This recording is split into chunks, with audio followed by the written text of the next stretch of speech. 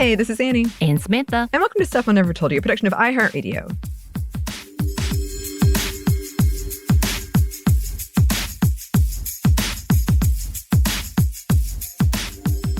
And today we are really happy to once again share some listener mail with you. We are a bit behind with the listener mail, but I promise we're getting there. We're getting there.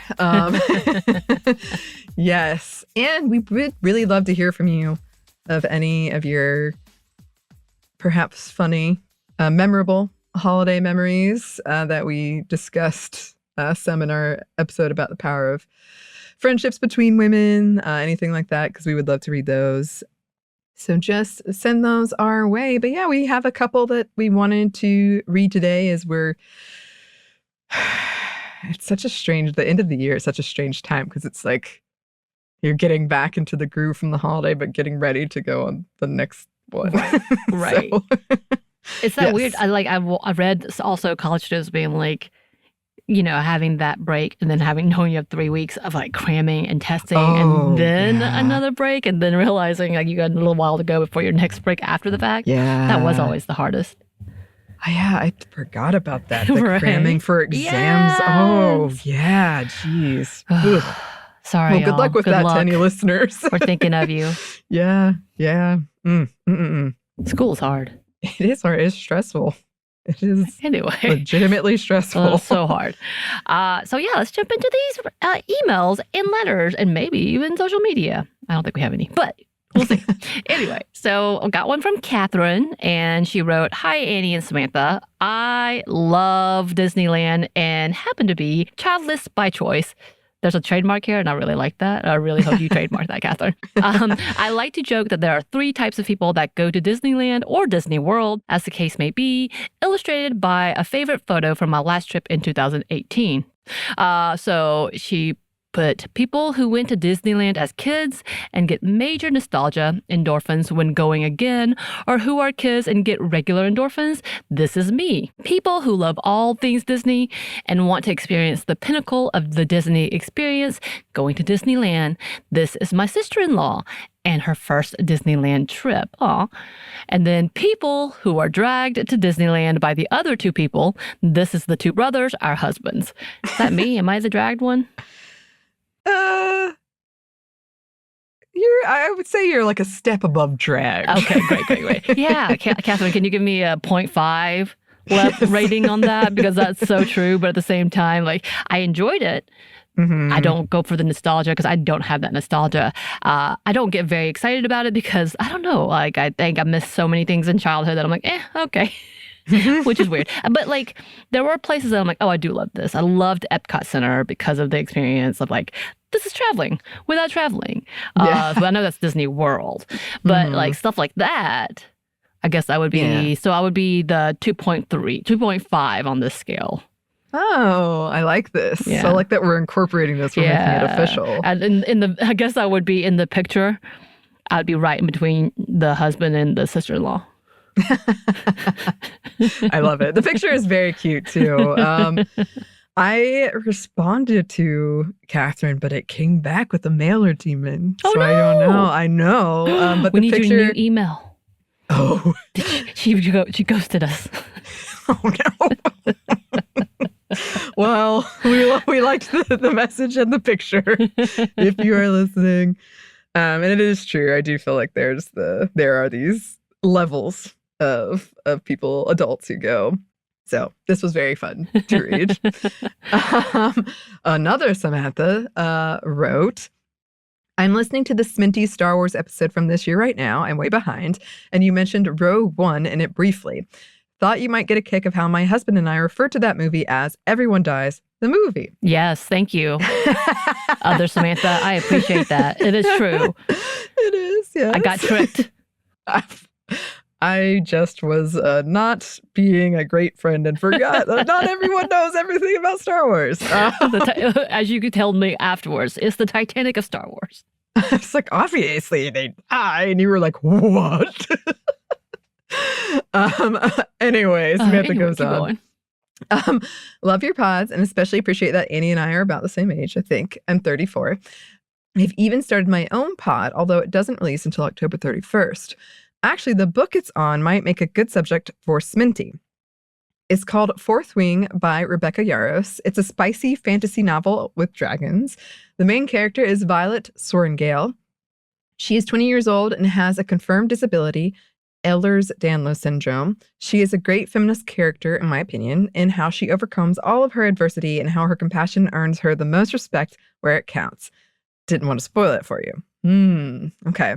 So the podcast is called The Reader's Quadrant. If anyone wants to check it out, and I'm definitely interested. That sounds cool to me. That's a great character name. Yes. We love good character names. Yeah, there's not enough V names. That's not Victoria or Vicky. So yeah. Yeah. Oh yeah. Right. And then we have Caitlin, and Caitlin wrote, I wanted to start with the cat pictures. Thank you. And I really did love those cat pictures. But I totally get the love for them. They've gotten me and my partner through individual rough brain times, especially when we were all locked down together during the big scary times. So me speaking for myself and my partner, let no one make you think it's a problem to be child-free while taking great care of your pet who thinks of you as their world. It's only a problem if you think it is or when corporate overlords are trying to trick you into buying something that really isn't for you or your pet. Yeah, I might do that. I might have bought a couple of outfits. Anyway, best of luck with Peach's recovery. Those surgeons can do a lot of good when they have all the information possible, even if it is how worried you are about them. Those shaved patches will grow back, and it has, very fast. Still there, though. In our cat's cases, they grew back a different color, too. I'm waiting for that. Maybe Peaches will have a good surprise for you as well. Yes, so we can see the scarring on her, but she looks wonderful. We had a weird incident recently over the holidays where she was doing a lot of reverse sneezing, which sounds like she's choking a little bit. We think that when she stuck her head out the window, which she loves to do, like she whines until we do it, let her do that. She might have got a bug or something stuck up her nose or her throat. Oh. We used, and it's not a sponsor, Chewy has a vet chat line. You can use it any time. And if you're just a member of Chewy, it hooks you up with a vet. And I talked to them on Thanksgiving morning. Oh, wow. For free. Nice. Yeah, anyway, but she's okay. She's okay. Now I'm worried about this really ridiculous dog illness that a lot of dogs have been dying from. Because she's been coughing a little bit, but not really, and she's not around other dogs. Anyway, but thank you, Kat. Yeah, Caitlin, the pictures, she did send pictures. I was like, where's the pictures? And they're so cute. And one of the cats is named Jonesy from Alien. Yes. I did get to see my mom's dog, Roxanne. Oh, yeah. Who is a herding dog and is super cute. But did it herd you? Oh, yes. But this is one of the reasons, if you listen to our recent happy hour, where I was like, Mom, you can't do these decorations by yourself. I was like, this dog, unless you put her in a different room, is going to try to herd you when you're carrying something heavy. It's not going to be so good. Funny when they do it, too. They just go round and round and round and round. And then they sit on your feet and then roll over. And I'm like, is this how it's supposed to go, Roxanne? I don't know this is how it works, but all right. She's very cute. Here's a letter from unofficial Sminty Olympics correspondent, Taylor. Yes. Who we read a lot of messages from Taylor before. Taylor wrote, I'm way behind on podcasts, but thanks for doing an episode on the World Cup. I had a list going, then scrapped it when I caught an episode where Anney mentioned she had a friend that was watching the 3 a.m. games and will be on the show. I love the World Cup, but I'm not dedicated enough to lose sleep for it. Fair. I listened to your episode on fandom and your reaction to the author of Harry Potter's transphobic remarks. I want to say it's okay to feel sad and cry over it. I had a moment where I cried too and didn't know how to sort the feelings I had about it. How could this woman that promoted tolerance and inclusivity be so exclusive of this group of people? It felt like a betrayal. I looked at my books and wondered what it said about me that I didn't want to throw them in the bin. I've always been someone that believed that people could change for the better, and it took a while to come to terms that vice versa could happen too. It does get awkward when someone gets me Harry Potter related stuff. I personally don't buy any merchandise in protest, but having to explain why to my family is difficult. So, you're not alone, but I'm sure I'm not the only one that's emailed about it. And then Taylor followed up with some fictional characters that we could profile, because I had asked about this, and I do love hearing suggestions from you listeners that kind of get me outside of my box, perhaps. I decided instead of waiting to gather all the stuff I wanted to say, I'll just send you stuff when I think of it, even if it's not complete. She-Ra and the Princess of Power. Yes. In Chapcha and Scorpia. I guess you could do Adora too, and the rest of the princesses. Those two are my favorites, though. The scene where Scorpia has that moment of realization and tells Katra, "You're a bad friend," is so heartbreaking. Children/teen shows didn't have scenes actually relevant to real life like that when I was that age. This show also has a Dungeons and Dragons episode, Anney. Oh, okay. Carmen Sandiego. Oh my God, she's throwing it back. Is she my age? I don't know. The reboot on Netflix was great, except for the very last episode of the series. Wait, there's a reboot? Apparently. I only know the game show. Yeah, me too. But okay. Now we know. Now we know. Is Carmen Sandiego? Oh, yes. Oh, yes. Keep going. I'm sorry. Voltron, a legendary defender. Princess Allura, Pidge, VLD Pidge, not the original Voltron Pidge. Watch the first 5 episodes of the show if you don't want to be spoiled for a reveal that caused a stir among fans. I have to say, you're giving a lot of titillating. Yeah. Like, okay. This is why we use her as an unofficial correspondent. Good writing. Yes. Avatar, The Last Airbender. Katara literally takes on the personification of sexism and the patriarchy in season 1. Toph. You may want to save her for Disability Awareness Month. She's a fan favorite and she's blind. I'm in the middle of watching Bodies right now, so I might have some live action characters for you soon, hopefully. We'll see how the story shakes out. Well, yeah, please let us know. And these are all great suggestions. And I love when I have heard these suggestions from people I know who watch these shows and are like, you should really talk about this character, right. This character, or this show. So She-Ra is a good one. I had a friend of a friend. I actually did know her, but not really well. And she was named after that character. And I'm like, yes. Whoever your parent is, yes. Yes. I haven't seen it, but I've been told that I should definitely watch it and I would like it. I'm thinking if you like the gargoyles, that you probably would like this. Oh, yeah. Well, again, I don't know. I'm guessing there's a reboot. There is a newer one. Okay, because like mine is the 80s version. And I didn't watch many cartoons, but I remember it enough being like, she's powerful and I love her. Yes. And she's got a giant sword. I definitely want to talk about it. It's been a minute. A friend of the show, Lauren, she suggested it to me. She was like, you should really talk about that one. Yeah, in the 80s. Yeah. Anyway. Yes. Good suggestion. Oh, so many. Good. So many great suggestions. Thank you.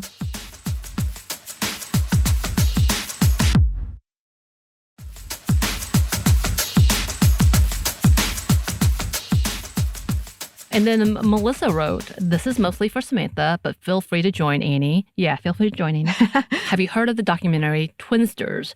I really love it. It's sad and great." Both of those... Girl. I'm just kidding. No, I have not heard of it, and I'm very intrigued. I feel like it can help you, or you can relate to it, because it's about 2 Korean-born twin girls who were separated and adopted at birth. They were adopted into 2 different families. I think I know what she's talking about, though. Worlds away, and through the magic of technology and social media, they found each other and documented their journey. They just came out with a 10-year anniversary video. I always wanted a twin, someone else to share things with and to confide in.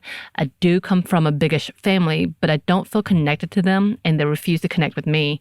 I always felt different and left out. So this documentary helps me have faith in people and the world, to trust that it's okay to feel lonely, but I am not alone.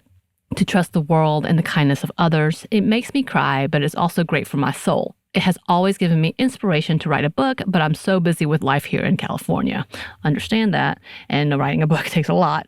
But I think I know what you're talking about, because I think in my mini research, I think it pops up as a conversation, because I also think about the connection between siblings, because I go back and forth about whether or not I have a sibling, remembering siblings, but not sure if they're real siblings, step siblings, or half siblings, even after the fact, obviously. But I have to check that out, Twinsters. And I understand. I understand that family disconnect, and we love you. We're here for you. Yeah. We do. I'm sorry that you feel that, but yeah, to have found family or chosen family, that's a different world, that can help for sure. Yes. Yes, absolutely.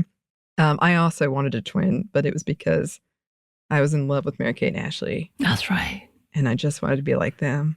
The twins that I had met growing up and them having their own language, Yeah. that was fascinating. I had a group, though, that was like just siblings that were close in age. And the younger one, to me, spoke nonsensical language that the older sibling could understand and would interpret for them. And I was like, wow, what is that? Yeah. Well, I mean, I feel like I kind of have that with you, Samantha. You do interpret my my just hints, essentially, our charades, Yes. my charades rather. And I think I said that to my partner during the holiday at one point. I was like, you know that thing? He's like, I have no, and he was getting more and more frustrated. I was like, if Anney was here, she'd know. That's right. That's right. Okay. And then lastly, I'm so excited about this one, but it does have a lot of pronunciation in it that I looked for and I couldn't find. So I'm very sorry up front. I'm going to do my best, but this is really cool. This was about our urban legends episode that we reran about women in urban legends. So Angela wrote, I hope I'm not too late. I'd like to introduce you to some legendary women I came across on my summer holiday in South Tyrol.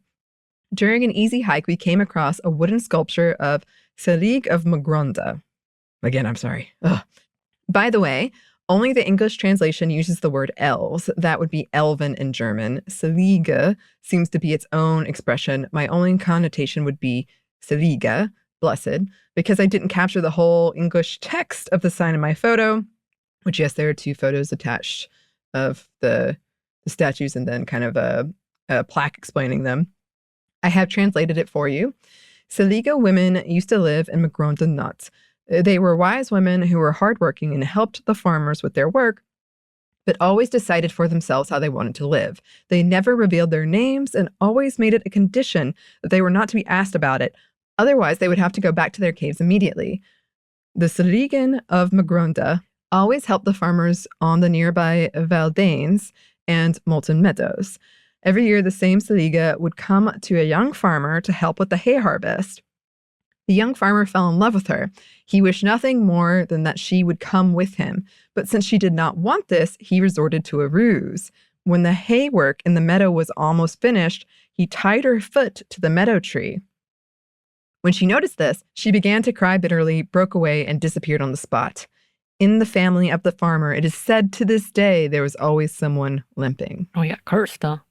Yeah, and then the picture, it is very striking. It is. I have to say, if I saw that on a hike, I would be a little nervous. Turn around. Like, someone's about to get me.